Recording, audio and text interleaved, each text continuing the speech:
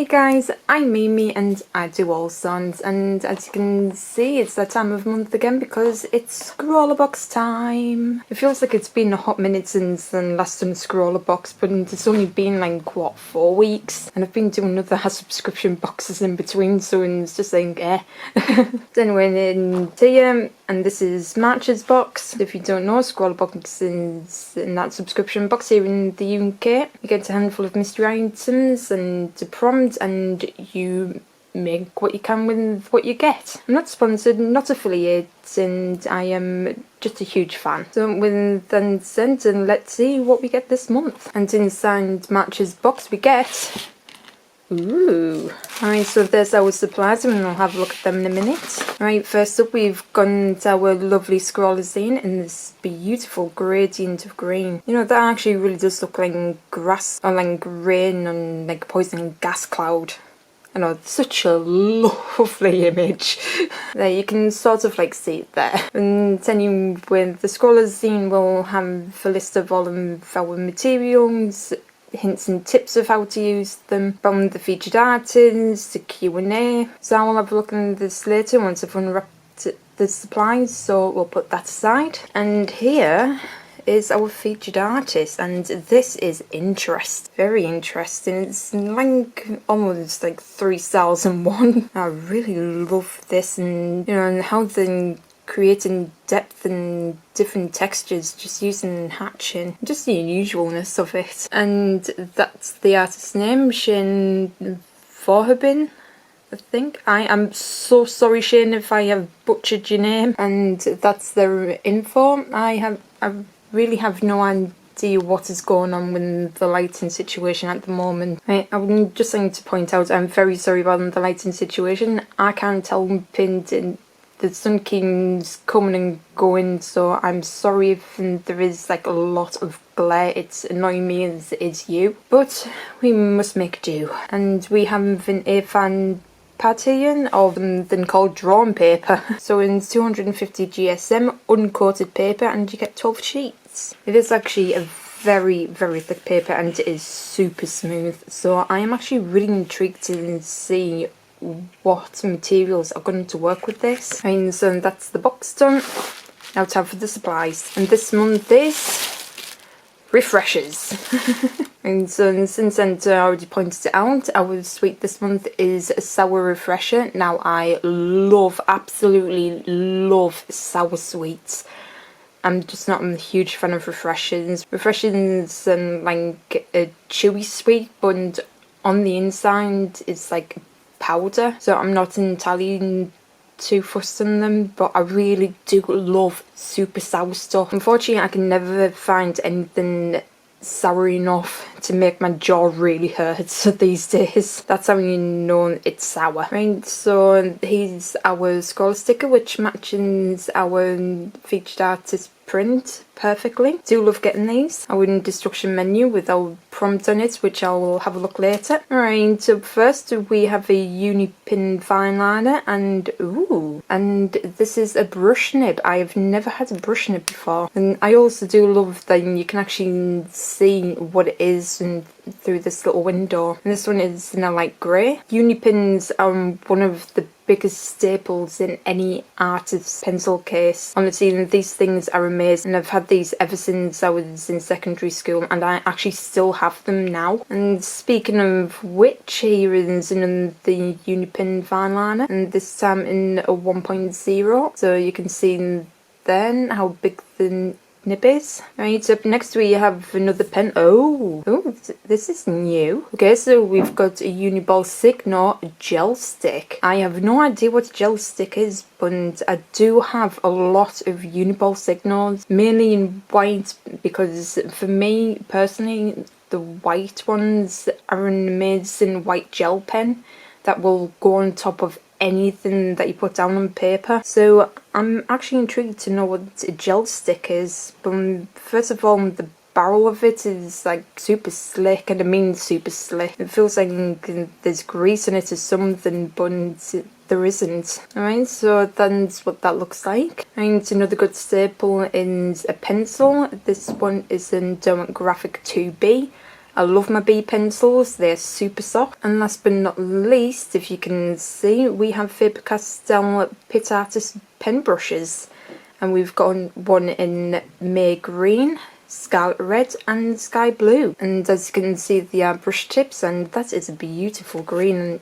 And I haven't even tried it yet. So we've got different blacks and we've got our 3 colours. Alright, so now for my favourite part, I get to swatch out everything. I have no idea if there's a right or wrong side to this paper. It feels pretty smooth on both sides. So first off, I am swatching out a pencil. Why? I don't know. That feels really nice. And the brush pen. Ooh, that is nice and smooth. I'm on to the 1.0 and that is really smooth to work with. Comes out really nice. I wonder what the smudge test will be like later, but I will be doing tests later to see if anything smudges. And on the one that I'm really looking forward to. So this is really smooth on the paper and it just feels like a normal gel pen. And just with a really slick feeling barrel. Now this is so this is a 0.7 and it came out like really thin. But I do love the fact that you can get to choice between different thicknesses, which is a plus in my book. Right, and onto the Faber-Castells. Ooh. Okay, now the Faber-Castells were really nice to work with on this. Came out really smoothly and they were just so nice to work with, and the colours are beautiful as well. So that's what we're working with. Okay, so now I'm mentally intrigued on how these pens are going to work with these, and at the moment they're smudging quite badly there. Not so much on the Uniball Signal, but still there is some smudging, so I did try to layer on top a little bit, but it just ate up the paper after more than one swipe. It's like I have to lay down the colour first and then go on top with the ink. So the challenge for this month is leading lines. Okay, I have no idea what that means. So on the other side, so on this side it actually gives you a little hint of, you know, what to do, you know, and it just saying thicker, thin, darker and light. So that's what we're doing. We're doing like line thicknesses, you know, line weights. So this is going to be interesting. So I'm going to give this a think and I will get back to you. So I did come up with an idea of what I wanted to do, you know, but I still don't know how to feel about it. I wanted to go really abstract and really whimsical and fantasy based. As you can see, there's nothing on the page, but I really don't know how to describe it, so I'll let you watch and make your own decisions about it.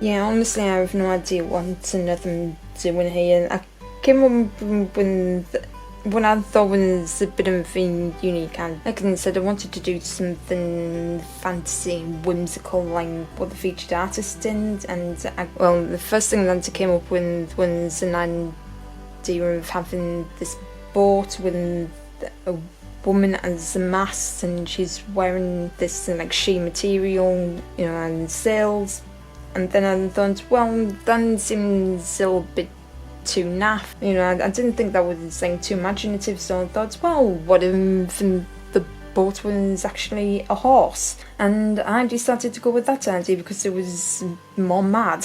So that's what I did, and this is what I came up with, and honestly, it is a hot mess, and I have no idea how I'm going to fix this. Now, I read that you could water these down and, you know, have a bit of light wash, which I have done in some areas. Kind of wish that I did it with the hair and whatever this decoration is, but, you know, didn't think about that. I just wanted some like really bright areas, but now I kind of wish that I built it up like I've done with the sails. They are actually not suitable with this paper, at least in my experience. You can only do one pass until it starts to really eat up the paper, and you can see where it's like really streaky. But mind you, this paper is really nice. So what I'm going to do now is try and go in and salvage some of this. Now the next part of my brilliant idea is to go in and, you know, try and do sort of like a scrimshaw effect, similar to what the featured artist did. And what he did, you know, actually reminded me of scrimshaw, and I thought that would go perfectly with what I hadn't imagined. So that is the plan. Really do not know how now this is going to turn out. I mean, I've hacked it up anyway, so one's a little bit more hacking. And scrimshaw is just like cross action, so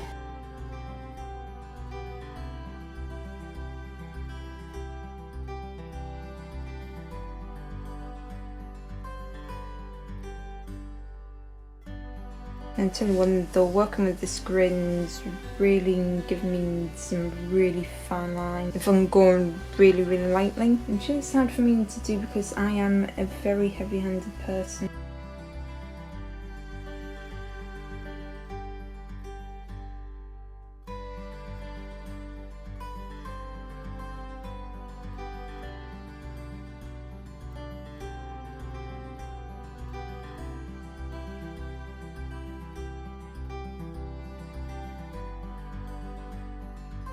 It's definitely looking a lot better now I've just done some of the grey.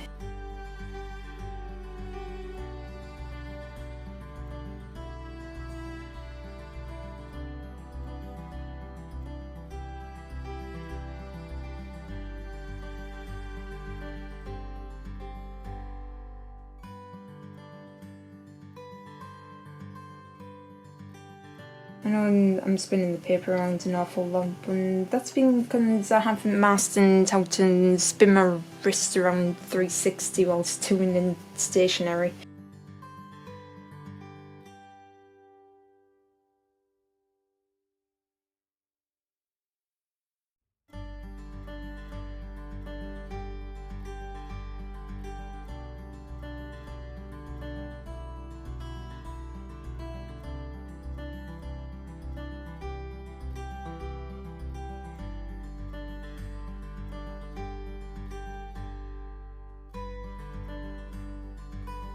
It definitely doesn't look like the hot mess anymore, which I'm so grateful for. I really don't want to put any black on this and ruin it and like it as it is now, but the whole point of the Scrawler challenge is to use everything in the box. So now I've got these two left and I'm kind of scared to use them. This one not so bad because it's thin, this one is a thick bar, so I'm gonna have to be very scarce with that one.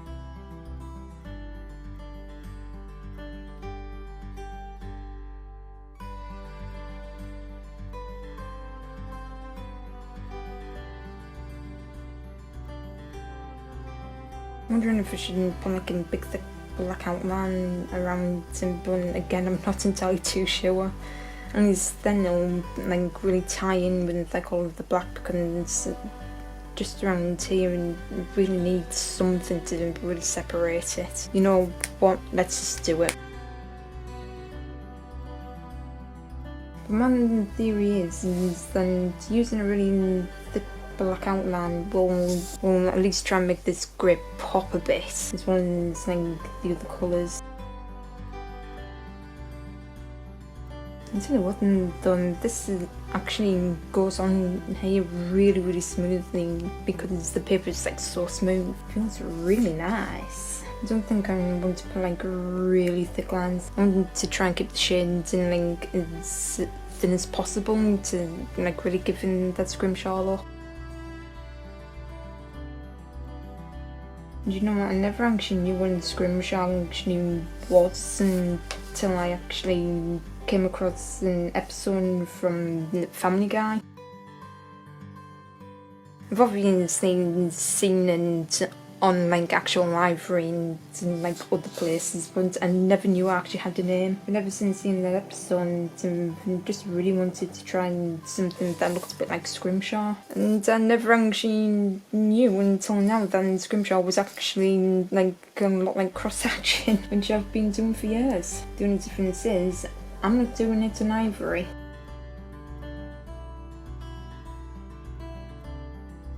I don't actually feel bad going over the lines that I've already made, but so far it's working.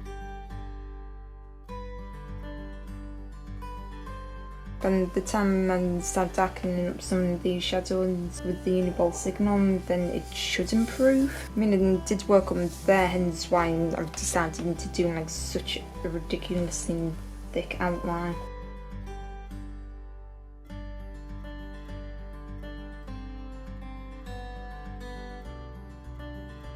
And then it didn't go quite to plan. I don't know that these little blobs down here are not in the right order, and I went over and red with them on that green. But you know, well, who needs to be perfect? I know this isn't.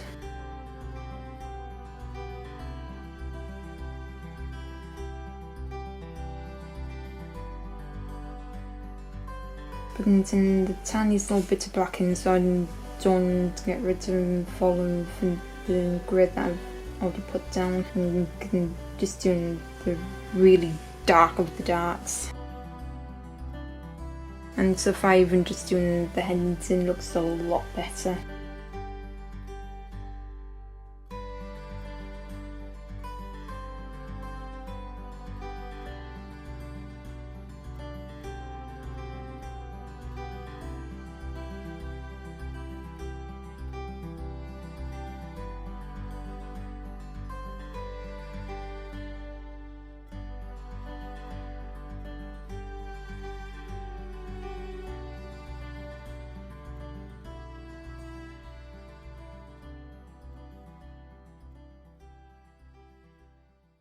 You know, I think I'm just going to leave it like that. I don't want to go too overboard and add more to the background like I've already done. I know it's just like a couple of clouds, but I don't want to overwork it and lose everything that I've already done. So I think I'm going to call it quits right there. Alright, so there we go. Now, I'm actually really surprised at how this came out, considering I didn't have a plan going in. I didn't know how the supplies were going to react with each other and just how it would look overall. But I'm actually really pleased with how it came out. I like the fact that it's weird and hopefully it's readable, but I really do love the idea. So first of all, the paper was really lovely to work with. It was smooth, you could really tell when using the pens on it. The Faber-Castells did drag quite a bit, and like I said, if you went over it twice, it would actually pick up the paper, which really wasn't ideal, so you had to be really careful. But once you started using the fine lines, that was it. You put it on the page and it was like slipping through grease. It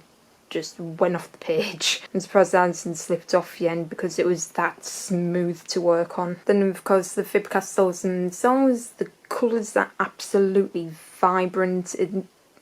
The colour of the ink practically matches the barrel, so that's a win-win. In fact, that they've got brush tips are a nice touch. I love using brush pens because you can get thick and thin lines all in one pen. They've got a great light fastness and you can actually water them down as well, as you can see in the sales. The Uni Uniball brush and can't fold it in. Again, you can thick and thin lines, and it was an absolute dream to work with, and you got really great textures by doing light strokes with the flick on the end to get really finer points. It worked really well in getting lighter shades in some areas, which I think worked really well. The black Uni Pin, like I said, I was really skeptical in using this is like a big bold outline, but honestly I'm so glad that I used it, because not only has it heightened the colours, but you can actually see exactly what the picture is. It was really beautiful to use on this paper because it was so smooth. Right? And the Uni-Boned Signal Gel Stick, what can I say about this? Wow, I have never tried a Uniball signal that worked this smoothly. Granted, going over the Faber-Castells did sort of like stop the ink from flowing out a little bit, but other than that, this was an absolute dream to work with, and it worked so well with everything else. You know, to get into dark shadows where I needed it, and it was so beautifully thin and like everything else. I would actually highly recommend trying one of these. Yeah, that is March's box. So if you guys want to get your own Scrawlrbox, I will leave a link in the description box below. And with that said, thank you guys so much for watching, and I will see you all in the next video.